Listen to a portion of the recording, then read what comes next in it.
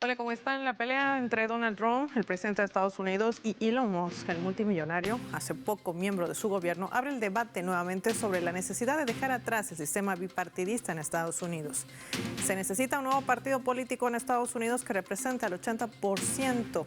Exactamente, es ese 80% de la gente que está de acuerdo, escribía Musk en su cuenta en X. Un escenario difícil para el republicano que está enfrentando además un posible impeachment.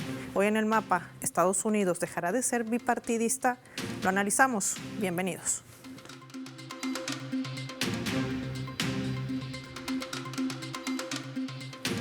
Les proponemos por esta razón desplegar nuestro mapa y poder entender qué significa el sistema bipartidista que tiene Estados Unidos. Veamos. El sistema bipartidista en Estados Unidos. Para ello vamos a desplegar nuestro mapa mundi, identificar con los colores de su bandera a los Estados Unidos. Desde finales del siglo XVIII, la política de Washington se ha dividido en dos partidos debido a una combinación de factores históricos, culturales y políticos, liderados por dos grandes corrientes de pensamiento que han dominado el panorama político, al cual una favorece un gobierno central fuerte y otra aboga por una autonomía de los estados. Esta dualidad se ha consolidado con la formación de los partidos federalista y antifederalista, sentando las bases para ese bipartidismo. A lo largo del tiempo, estos partidos evolucionaron, dando lugar a los demócratas y republicanos, que han sido los principales actores políticos. El bipartidismo se ha arraigado en la identidad política de los Estados Unidos. Los votantes suelen identificarse fuertemente con una de estas dos opciones y transmiten esa lealtad a través de generaciones. Medios de comunicación y el debate público también hacen parte. Tienden a centrarse en las diferencias entre demócratas y republicanos, reforzando la percepción de que solo hay dos opciones viables, aunque sabemos que pudiese existir alguna otra alternativa en ese país que no tiene la misma fuerza que estos dos grandes partidos estadounidenses. Aquí en esta otra lámina de nuestro mapa vemos cómo en Estados Unidos ese bipartidismo se viene generando en gran parte por su sistema electoral, que es puramente mayoría. Consiste en que la fuerza que gana en un estado, aunque sea por un voto, se lleva a todos los representantes de ese territorio. Esto genera que a terceros partidos les sea imposible entrar en el Congreso. Es por esta razón que se lo llama bipartidismo perfecto, la dinámica entre el Partido Demócrata y el Partido Republicano, una especie de juego constante de alternación en el poder, creando un equilibrio. Al igual que fomenta la supuesta estabilidad, también podría ocasionar esta actual polarización que, saben, está más fuerte que nunca en los últimos 50 años de Estados Unidos. ¿Qué representa esto en medio de todo este contexto que normalmente se coloca sobre la mesa? Hoy vamos a hablar de esto y más con nuestros invitados. Desde México nos acompaña Gustavo Rentería, quien es periodista y analista internacional. Gustavo, qué placer tenerlo en el mapa. Gracias por su tiempo para Telesur. Con mucho cariño, con mucho respeto, Paola, te mando un beso respetuoso desde México. Un saludo a tu muy amplio público del mapa en todo nuestro continente y por streaming de cualquier parte del mundo. Gusto en saludarte. Muchísimas gracias, muy amable, Gustavo. Me gustaría iniciar por esto, bipartidismo. ¿Por qué Elon Musk, el multimillonario que formó parte del gobierno de la administración de Trump, quien además aportó con dinero, recordemos, para la campaña, para que él ganase las elecciones y se convirtiera en el presidente de ese país, decide colocar sobre la mesa el salir de un sistema bipartidista? Empecemos por allí. ¿Qué hay detrás de todo este movimiento? Que estos dos grandes partidos, el republicano y el demócrata, se han consolidado desde 1865 con un dato muy interesante que debe de recordar el auditorio, que es el winner takes all, es decir, con esta democracia indirecta, quien gana se lleva absolutamente todo. Durante muchos años en los pueblos latinoamericanos nos ponían como ejemplo la democracia gringa, pero se ha demostrado que no es lo correcto. ¿Y qué han logrado? Que los partidos chiquitos, los partidos se han quedado completamente rezagados. Eso sí, en muchos países de Latinoamérica, los países pequeños han aumentado su precio. Cuando se necesita 1, 2, 3, 10 votos, los partidos chiquitos aumentan su precio y es un gran negocio para algunas personas, para algunos dueños de partidos que tienen muy poquita participación. Pero, por ejemplo, seguramente el auditorio del mapa no sabe que en Estados Unidos está el Partido Libertario, o el Partido Verde. Nadie los conoce. Ahora, por un lado, se dice que hay estabilidad política con el bipartidismo, pero esto es completamente falso. Ahora, contestando a tu pregunta, se habla de la tercera vía a través de un partido político de Elon Musk porque se ha peleado públicamente con el señor Donald Trump. Él tiene dinero, él tiene las redes sociales, tiene, digamos, los seguidores, y en particular hay un sector de latinos, de personas de color, asiáticos, y mucha gente que se quedó en el centro, que él dice que es el 80%, que sería el momento adecuado para crear un nuevo partido político, y esto, según los análisis que hacemos en México, un grupo de investigadores, académicos, periodistas, es muy posible, sobre todo porque el señor Donald Trump en su segundo periodo está dejando mucho que desear. Y lo que estamos viendo, por ejemplo, las protestas latinas en Los Ángeles después de las redadas, hoy sería un momento interesantísimo para crear esta tercera vía partidaria en los Estados Unidos, Paula. Vamos a marcar nosotros una pausa y lo hacemos revisando nuestra escala.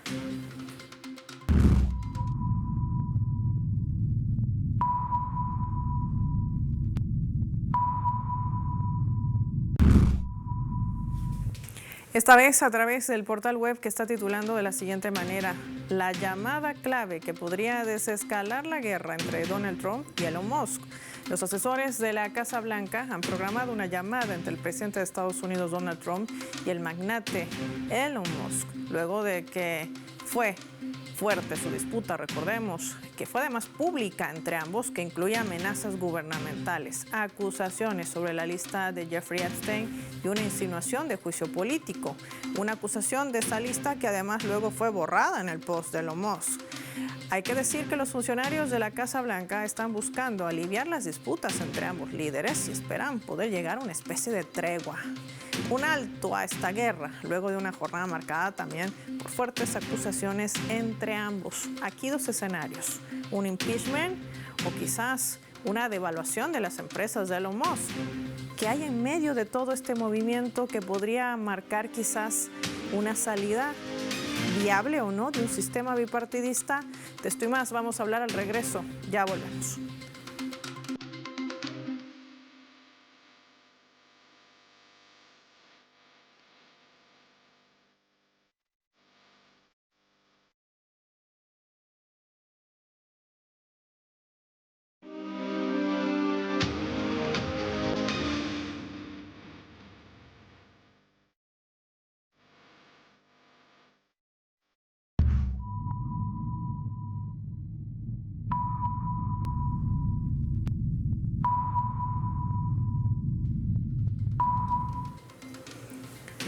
Vamos a sumar otro elemento también para el análisis a través de la fotografía. Entre protestas, redadas y despliegue de tropas que se vive en varias ciudades de los Estados Unidos, incluyendo Los Ángeles, Dallas. Estamos hablando de Texas, Nueva York y Boston. En todas estas urbes, los manifestantes han salido de manera pacífica, exigiendo una interrupción de la ofensiva racista xenófoba que emprende la administración de Trump con una política antimigratoria, con las redadas que hace el ICE para detener a migrantes latinoamericanos, que ha derivado en enfrentamientos con la policía. Ha generado tensión y escándalo. Ante esto, Trump decidió movilizar Marines para supuestamente tareas de protección. Sin embargo, la Guardia Nacional no estarían autorizados a ejercer funciones de control civil.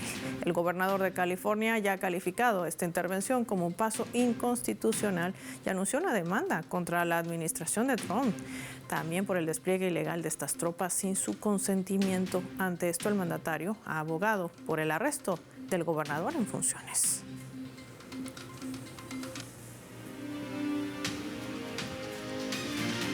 Fabrizio Casari está con nosotros, se conecta al Mapa desde Italia, a quien recibimos. Fabrizio, qué gusto tenerte en Telesur, gracias por tu tiempo, bienvenido. El gusto es mío, Paula, de estar en el Mapa. Fabrizio, empecemos por este punto. Esta es una decisión política de la administración de Trump y sobre todo dirigida ¿a quién? ¿A quién Trump está mostrándole que es débil o quizás que es fuerte? Normalmente cuando un presidente sobre todo cuando ha sido elegido con esa fuerza electoral y que tiene esa fuerza política, acordémonos, el control del Congreso, el control de la Corte Suprema, y digamos, donde el elemento del check and balance está prácticamente en el suelo, normalmente no debería de tener que recurrir a la fuerza, debería tener una autoridad política de por sí que sería suficiente. Pero en el caso de Trump no la tiene, porque está haciendo unas canalladas, pero sobre todo unas caballadas con esto de los migrantes, que le cuesta caro no solamente a la imagen, sino que le preocupa mucho más a la economía del país. Los trabajadores que han inmigrado en los Estados Unidos contribuyen por una cuota altísima del Producto Interno Bruto de los Estados Unidos. Y si él piensa que recupera la centralidad del obrero norteamericano en la organización del trabajo solamente corriendo a los que no son norteamericanos, está equivocado dos veces. Primero, porque el obrero norteamericano jamás regresará a trabajar en las condiciones con que trabajan los migrantes. Segundo, porque el aporte económico en términos de consumos de esa poderosa cuota del PIB se pierde, simple y sencillamente. Esto en lo económico. En lo político es una cuestión ignoble, que no tengo un vocabulario para definir. Ahora, Fabricio, en medio de todo este contexto, esto va a cobrar factura y bastante amplia, sin lugar a dudas. Me gustaría contigo analizar el siguiente escenario a través de nuestra leyenda, porque todo lo que se ve, que también ha sido atacado hacia los medios de comunicación que intentan reportar de lo que sucede no solamente en California, sino también en Texas, donde, por cierto, el gobernador no es demócrata como el californiano, es republicano. Veremos si manda allí a la Guardia Nacional, como lo está haciendo en otras ciudades de ese país. Esto es lo que decía el canciller cubano. Aquí lo vemos.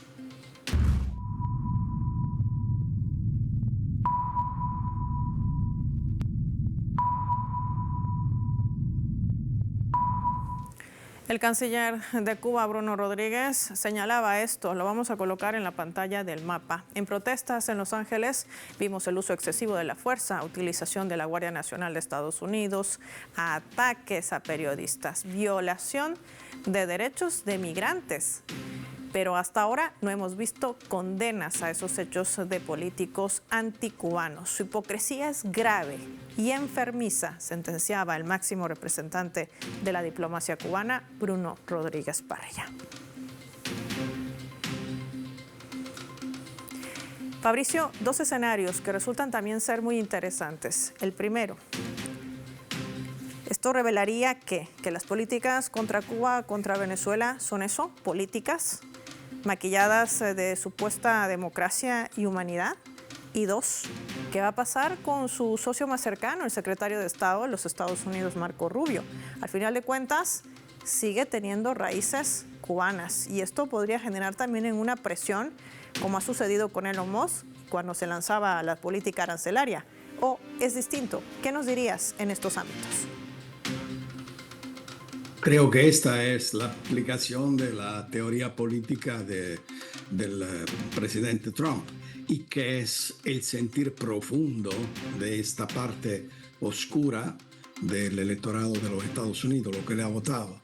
En América rural, esta parte de industrializada, o sea, la que ha sido golpeada particularmente del cambio completo de paradigma industrial que ha visto los Estados Unidos sacar afuera de su frontera cualquier tipo de producción para quedarse solamente con las producciones elitistas de bienes y servicios.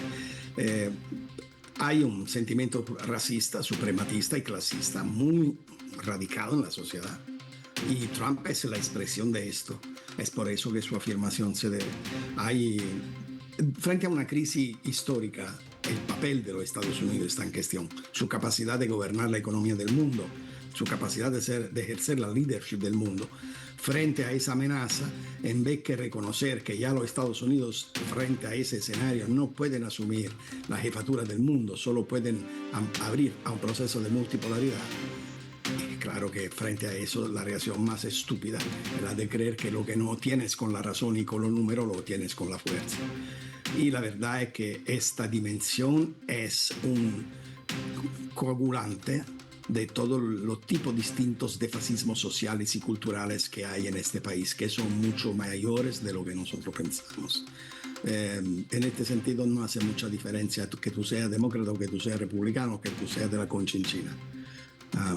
El gringo tiene una idea de ser exactamente como otros pueblos del mundo, el pueblo de los pueblos, es decir, el rey encargado por voluntad divina y por decisión política de ejercer el mando global. Y frente a los demás pueblos tienen una idea de superioridad completamente radicada tanto en su parte progresista, como se le dice, y en su parte reaccionaria. No hay diferencias en estos, no tan sensibles. En medio de todo este contexto, entonces, ¿qué pasará de aquí en más para la administración de Donald Trump, que quizás podría ser el precursor, como lo ha hecho en otras latitudes y en otros contextos, de que quizás hay una fracción para este sistema bipartidista, porque los demócratas no van a desaprovechar quizás esta oportunidad para abrir la posibilidad de un impeachment contra el mandatario estadounidense, quien, recordemos, ya tiene además una sentencia en su contra? Es el presidente que está gobernando en esas condiciones legales y que pasa por alto además a la Administración de Justicia Federal en ese país. ¿Qué nos dirías, Fabricio? ¿Sabe? La de Musk es una amenaza y un chantaje a otro, mientras habrá otro que de la amenaza y del chantaje ha hecho un estilo de gobierno. Es decir, son dos halcones que tratan de picarse el uno con el otro. Musk no tiene ninguna idea de renunciar a los jubilosos contratos con la administración pública y Trump no tiene ninguna idea de cultivar dentro de su mismo ejecutivo lo que está candidato, que se autocandida a sucederle lo más pronto posible. La verdad es que la amenaza de formar un nuevo partido es la que se escucha cuando, imagínate un consejo de administración de una empresa donde hay 3 personas, 2 detienen el 48% cada uno y uno tiene el 4%, el que tiene el 4% el que manda. Es evidente, ¿no? Entonces, este es lo que piensa de hacer Musk. Yo abro otro partido y te meto te quito una parte de tu electorado. Obviamente, indirectamente, hay una ventaja para los demócratas. Pero te quiero decir una cosa, Paula. Eso puede pasar solamente en Estados Unidos, en realidad. Normalmente, los partidos son expresiones de corrientes ideológicas, filosóficas, políticas. Todas las corrientes políticas que han animado la historia del mundo han nacido en Europa, la buena como la mala. Por la buena entiendo el socialismo, el comunismo y la socialdemocracia, y por la mala entiendo el nazifascismo, el nazismo y el fascismo, que son dos cosas distintas, el colonialismo. Todo ha nacido en Europa. En los Estados Unidos no ha nacido nada. Estados Unidos es un gobierno que no tiene ningún espesor cultural, político, filosófico. Entonces, otro partido nacería simple y sencillamente por una cuestión de gallo de peleas, a ver quién llega primero al queque el día de la fiesta, pero no habría ninguna referencia cultural, ninguna referencia política, ninguna referencia ideológica. Los dos son de extrema derecha y quizás entre los dos más que hasta peor de Trump. Yo no sé si se recuerdan lo que dijo, lo que pudo inventar y lo que dijo con respecto a Sudáfrica. Es decir, estamos hablando de dos personajes que son asquerosamente ignorantes y asquerosamente prepotentes y que entienden nada más la ley del negocio, es decir, el darwinismo social total. El que no aguanta, que se muere. El que es más fuerte, que viva. Esto es la idea de ellos y entienden el desarrollo social de un país no a través de su conquista, de la ampliación de los derechos universales, sino que de la transferencia neta de recursos públicos a bolsillos privados. Entonces en esto no tienen ninguna diferencia. Trump no tiene un partido. Trump es un líder en solitario, porque el Partido Republicano no incide mucho en su capacidad de ser atendido. Es más solitario que él. Si se quieren desafiar a golpes de millones y millones de dólares para ver quién tiene más chance, claro, lo único que gozarán de eso serán los demócratas, que al final ni ellos saben de qué puerta entrar y de qué puerta salir de la Casa Blanca. Quiero agradecer como siempre a Fabricio Casari por habernos acompañado hoy y ayudarnos a entender sobre todo este dilema en medio de esta disputa, que es uno de los detonantes también que están revelando el verdadero rostro de esa administración de Donald Trump, que no deja de llevar a su política interna y exterior como un negocio, como si fuese una inversión de qué gana y a cambio de qué recibe, no de qué da. Ojo, también con esa determinación y especificación que hace a la administración de este presidente de Estados Unidos, como es Donald Trump, de republicano, que podría tener también un quiebre de apoyo dentro de ese partido que lo ha llevado a la Casa Blanca. Gracias, Fabricio, por tu tiempo para el Mapa y para Telesur. Finaliza el programa y lo hacemos revisando nuestros vectores.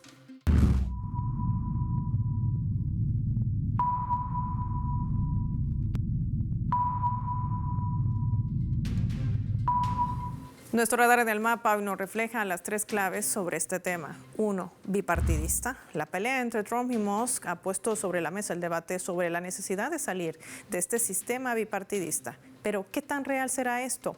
Ahora bien, lo cierto es que esto podría derivar en un impeachment hacia el mandatario, lo que revelaría el control del multimillonario entre esas filas de republicanos. El bipartidismo ha generado que la polarización de Estados Unidos se exacerbe aún más en los últimos 50 años en ese país. 2. Antimigrantes. Ni demócratas ni republicanos han sido dolentes con los migrantes, pero nadie puede desconocer que ambos aplican políticas de guerra, de sanciones y deportaciones, como si fuese una competencia por quien vulnera más la ley. Sin duda, el republicano se llevaría el premio de las ilegalidades que sigue cometiendo en nombre de ese proteccionismo como una política de gobierno, o más bien dicho, de negocio.